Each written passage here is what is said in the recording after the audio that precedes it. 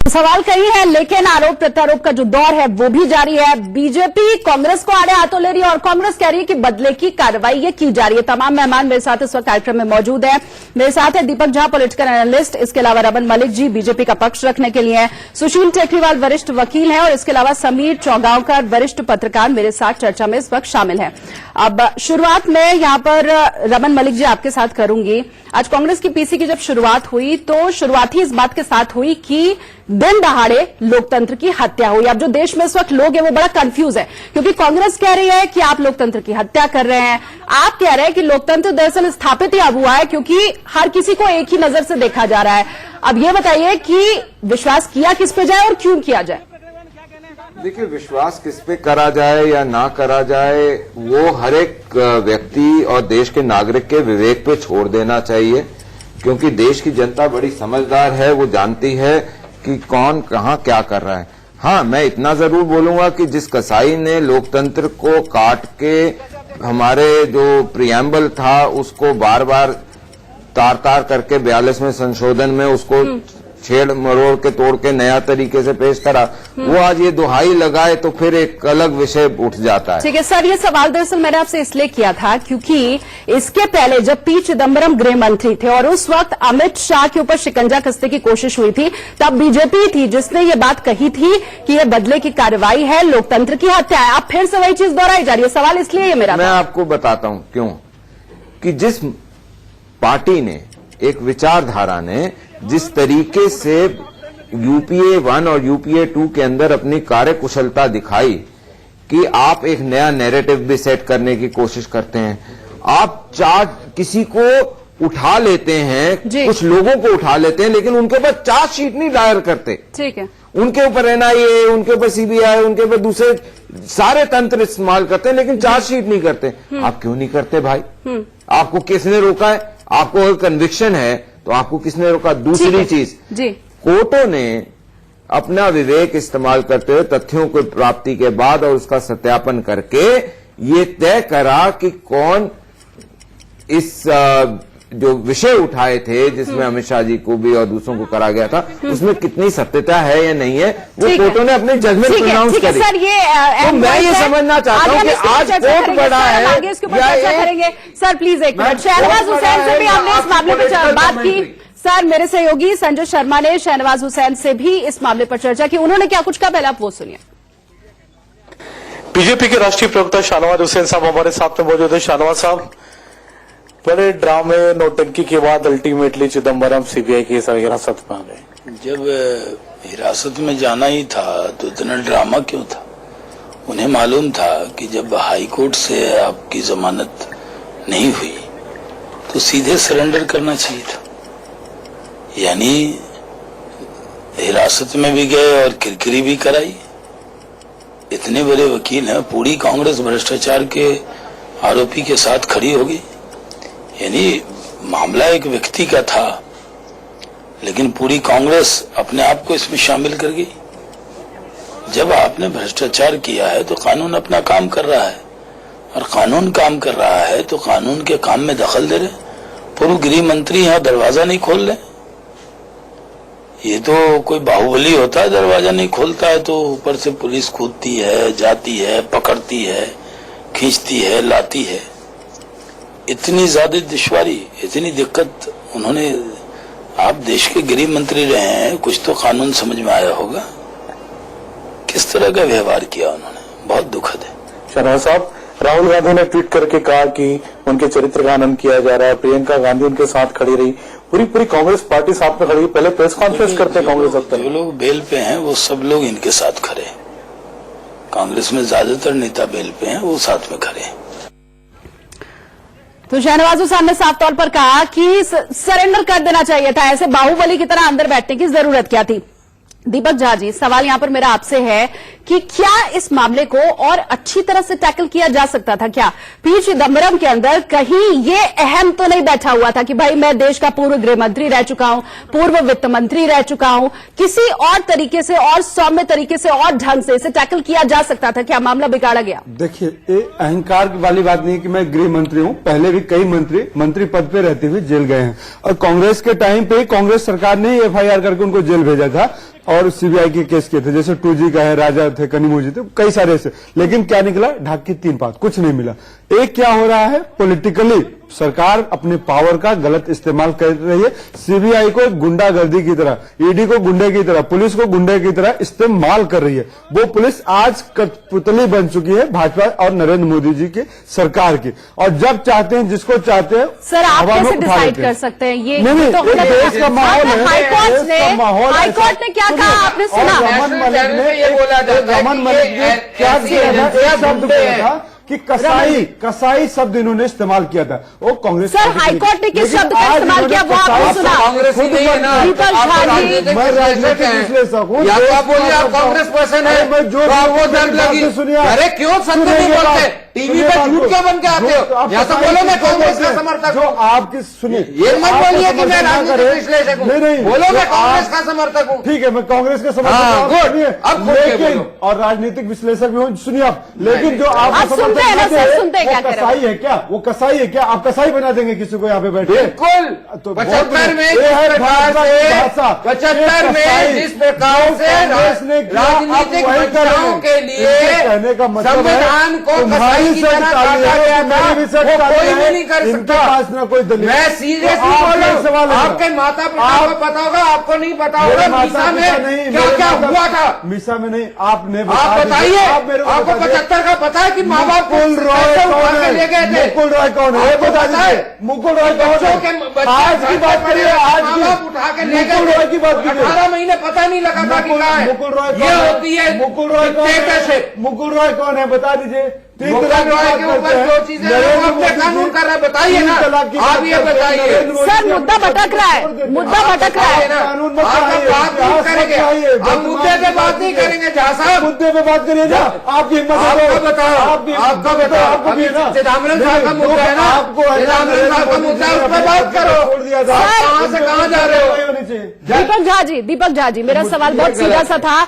मेरे स्पष्ट तौर पर आपसे सिर्फ इतना पूछा कि क्या इस मामले को किसी ठीक तरह से आप हैंडल कर सकते थे क्या? सिर्फ यही सवाल था। चिदम्बरम साहब ने 30 घंटे, मतलब वो अपनी कार्यवाही को, जब तक कोई एफआईआर नहीं था, कोई सम्मन नहीं था, वो देख रहे थे कि क्या देश में माहौल बनाया जा रहा है। भाजपा ने इसको एक मिशन की तरह चला दिया कि चिदम्बरम साहब शिफ्ट रहे।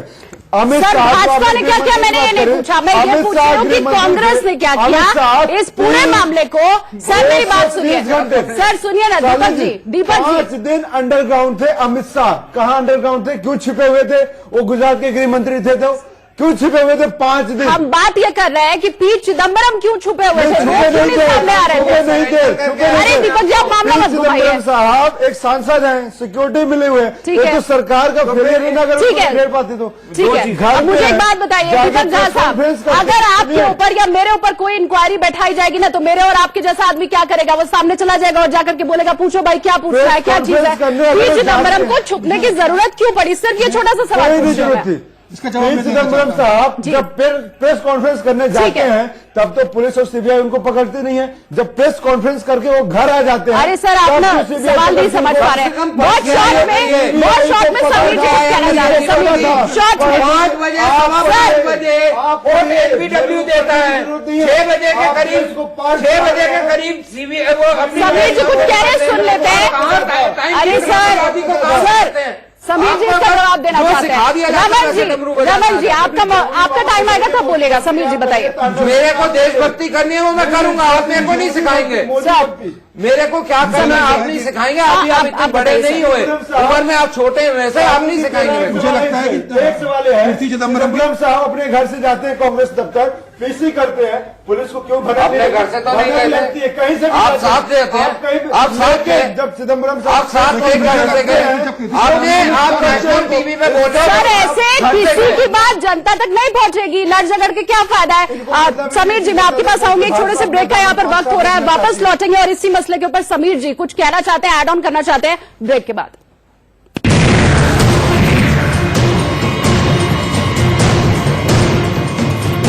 मंतर पर इस वक्त कांग्रेसी पहुंचे हुए हैं और वो विरोध प्रदर्शन दिखा रहे हैं। अब अहम खबर इस वक्त की ये है कि चिदंबरम के समर्थक चेन्नई में भी अपना विरोध प्रदर्शन दर्ज करा रहे हैं। दो तस्वीरें देखिए इस वक्त आपके सामने है, जंतर मंतर दिल्ली की तस्वीर और दूसरी तस्वीर है चेन्नई की। देखिए भारी पुलिस फोर्स भी यहाँ पर तैनात की गई है रोकने की कोशिश इन कांग्रेस समर्थकों को, लेकिन विरोध प्रदर्शन जताते हुए तमाम कांग्रेसी कार्यकर्ता चिदंबरम के समर्थक ये हैं और चिदंबरम को कहीं जेल तो नहीं जाना पड़ेगा, शायद यही डर है, यही बौखलाहट है जो इन दो तस्वीरों के जरिए आप समझ सकते हैं और देख सकते हैं।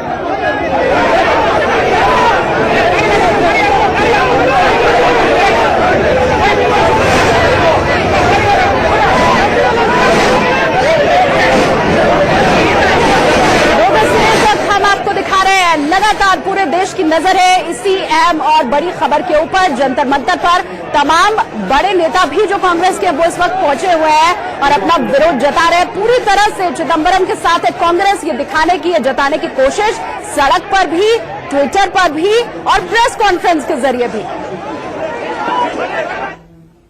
और इस केस में हुआ क्या है कि 15 महीने से तो वो उनको चिदंबरम साहब को प्रोटेक्शन ऑर्डर मिला हुआ है। 7 महीने जजमेंट रिजर्व करते हैं जज साहब। हाईकोर्ट में 25 जनवरी से सुनवाई खत्म हो गई, ऑर्डर रिजर्व हो गया और 7 महीने बाद जजमेंट दिया 2 दिन पहले रिटायरमेंट के। आपने जजमेंट दे दिया, चलिए कोई बात नहीं। 3:20 पे जजमेंट दिया। हमने कहा कि साहब आप हमें इसको 2 दिन के लिए स्टे कर दीजिए। हमने एप्लीकेशन भी फाइल कर दी। बोले ठीक है मैं इसको देखता हूं। फिर 4 बजे वो भी रिजेक्ट कर दी ताकि हम सुप्रीम कोर्ट जा भी ना सकें। तो ये जो रवैया है, जिस तरह से ऑर्डर पास हो रहे हैं, हमें इस बात की बड़ी चिंता है और हम चिंता हम पब्लिकली व्यक्त करना चाहते हैं। Matter is listed on Friday. Everyone knows it's listed on Friday. They could have waited till Friday to see what the Supreme Court wants to do. To frustrate an appearance before the Supreme Court and permitting time for the Supreme Court to take a view. Now let the people judge whether this is the kind of legal system we want to support, or all that talk about emergency and talk about taking away people's rights. What meaning does it have if this is how we're going to proceed? You really think the investigating agencies in such cases are objective? You really think so? Then I can only say that you're living in a cloud. तो तमाम कांग्रेसी नेता क्या कह रहे हैं वो हमने आपको सुनाया। मेरे साथ तमाम मेहमान इस वक्त स्टूडियो में मौजूद हैं। समीर जी, इसके पहले ब्रेक पर जाने में आप कुछ ऐड ऑन करना चाहते थे, जो आप कह रहे थे वो तो कहीं। एक सवाल मेरा भी यहां पर है कि चिदंबरम जो नॉन कोऑपरेटिव रवैया इस वक्त अपना रहे हैं, क्योंकि सूत्रों के हवाले से हमें यही छन की खबर मिल रही है और पहले भी हमने जैसा उनका नॉन कोऑपरेटिव रवैया देखा, क्या वो खुद की मुश्किलें बढ़ा रहे हैं? बिल्कुल, मुझे लगता है कि पी चिदंबरम को उसी दिन अंदेशा हो गया था कि वो गिरफ्तार होंगे, उनके ऊपर भी कानूनी कार्रवाई होगी, जिस उनके बेटे कार्ति चिदंबरम को गिरफ्तार किया गया था। मुझे लगता है कि इस मामले में दोनों एजेंसी, क्योंकि आप देखिए कि पी चिदंबरम देश के गृह मंत्री भी रहे हैं और वित्त मंत्री भी रहे हैं। ईडी वित्त मंत्रालय को रिपोर्ट करती रही है और सीबीआई गृह मंत्रालय को रिपोर्ट करती रही है। इस नाते दोनों एजेंसियों की वर्किंग को पी चिदंबरम अच्छे समझते हैं और जब पी चिदंबरम को इस बात का आभास हो गया कि अब उनका बचना मुश्किल है, उनके खिलाफ काफी डॉक्यूमेंट्री एविडेंस है, तो उन्होंने मुझे लगता है कि छुपने की, बचने की कोशिश की है। मुझे लगता है उन्हें इस समय थोड़ा परिपक्वता का परिचय देना चाहिए था और कल भागने बचने की तुलना में कांग्रेस के नेताओं को अनावश्यक रूप से हैरेस किया जाए। सिर्फ कांग्रेस के नेता की सभी ऑपोजिशन नेता सर, क्या लगता है? अब छोड़िए, आप किसका नंबर आता है तो बताएंगे। सर, अभी ये जो अनुच्छेद 370 को लेकर जो आप लोग का प्रोटेस्ट हो रहा है, तो आप लोग 370 को लेकर मैंने प्रोटेस्ट नहीं किया। मैं कहता हूँ पॉलिटिकल लीडर्स को रिलीज किया जाए, नॉर्मलसी की जाए क्राइम वहाँ। जी बताएं सर, आप क्या कह रहे थे? मुझे लगता है कि पी चिदंबरम को न्याय व्यवस्था में पूरा भरोसा होना चाहिए। अगर वो गलत नहीं है तो वो कोर्ट से बरी हो जाएंगे। अगर उन्होंने कुछ गलत किया होगा और अपने बेटे को आर्थिक मदद पहुंचाने में भूमिका अदा की होगी, वित्त मंत्रालय का बेजा इस्तेमाल किया होगा, तो जरूर उन्हें सजा होगी। अब कोई भी, जब सबसे मोदी सरकार आई है, मुझे लगता है कोई भी भ्रष्टाचारी बच नहीं सकता। मोदी जी ने साफ किया है कि राष्ट्रवादी सरकार है, ईमानदार सरकार है और चौकीदार चौकन्ना है, कोई भी बच नहीं सकता। और यही सवाल अभी पूछा भी जा रहा था राम गोपाल से, जब उन्होंने ये कहा कि अब कौन आगे अंदर जाएगा वो तो आप जाने दें। सुशील जी, सवाल आपसे भी मेरा है, जिस तरह से हाईकोर्ट का फैसला सामने आया चिदम्बरम के ऊपर, बहुत कड़क बात अग्रिम जमानत याचिका में हाईकोर्ट की तरफ से कही गई। मुझे आप ये बताएं, इतनी कड़क बात अग्रिम जमानत याचिका की सुनवाई के वक्त, क्या इसके पहले कभी हाईकोर्ट की तरफ से कही गई 24 पेज का फैसला हाईकोर्ट का सामने दिखाई दिया, तो क्या इसके पहले इस तरह का कभी दिखाई दिया है केस? मैं एक न्यायिक बारीकी की बात करना चाहूंगा। ये मेरा हक as an individual and as a citizen of the country, संविधान और कानून मुझे इस बात का हक और अख्तियार देता है कि अगर हाईकोर्ट ने मेरे किसी अग्रिम जमानत को खारिज किया है तो मुझे उसके बाद सुप्रीम कोर्ट जाना चाहिए और जाने का हक है। हाईकोर्ट ने 7 महीने तक जजमेंट को रिजर्व रखा, ये बारीकी समझने की जरूरत है। उस 7 महीने तक उनके स्टे पर अरेस्ट था, चिदम्बरम के स्टे पर अरेस्ट था, और ऑर्डर रिजर्व करने के पहले 8 महीने तक इस पूरी अग्रिम जमानत की याचिका पर विस्तार से सुनवाई हुई। तो 15 महीने तक चिदम्बरम की गिरफ्तारी पर स्टे था। उसके पहले 2007 से लेकर 2018 में जब ये आशंका व्यक्त की गई 17 में की गिरफ्तारी हो सकती है, तो 17 में ये अग्रिम जमानत की याचिका दाखिल की गई। तो ये मेरा हक और अख्तियार है कि मैं सुप्रीम कोर्ट जाऊंगा, और सुप्रीम कोर्ट जाने की प्रक्रिया आगे भी बढ़ रही थी, मेंशनिंग की गई 2 बार, और उसके बाद इन द इंटरेग्नम पीरियड अगर सीबीआई गिरफ्तार करने के लिए इतनी ज्यादा हरीडनेस दिखाती है तो निश्चित रूप से कोई ना कोई एक सवालिया निशान खड़ा होता है। नंबर ठीक है। नंबर 2, सर, वक्त मेरे पास कम है और जाहिर सी बात है, ये हम जानते भी है कि राजनीति में जो चीजें जैसी दिखाई देती हैं वैसी होती नहीं है, अंदर की बात कुछ और होती है, और शायद वो इस केस में भी दिखाई दे रहा है, जिसके ऊपर आगे चर्चा करना जरूरी है। एक छोटे से ब्रेक ले हम यहां पर रुक रहे हैं, फौरन लौटेंगे। बता देते हैं, पूर्व गृह मंत्री पी चिदम्बरम को आज दोपहर 2 बजे के बाद पेश किया जाना है सीबीआई के समक्ष, राउज एवेन्यू कोर्ट में पेश किया जाना है। अहम खबर इस वक्त की हम आपको बता रहे हैं, आगे भी अपडेट इसमें जो भी आएगी वो आपको हम बताएंगे। लेकिन फिलहाल आज की बड़ी और अहम 100 खबरें।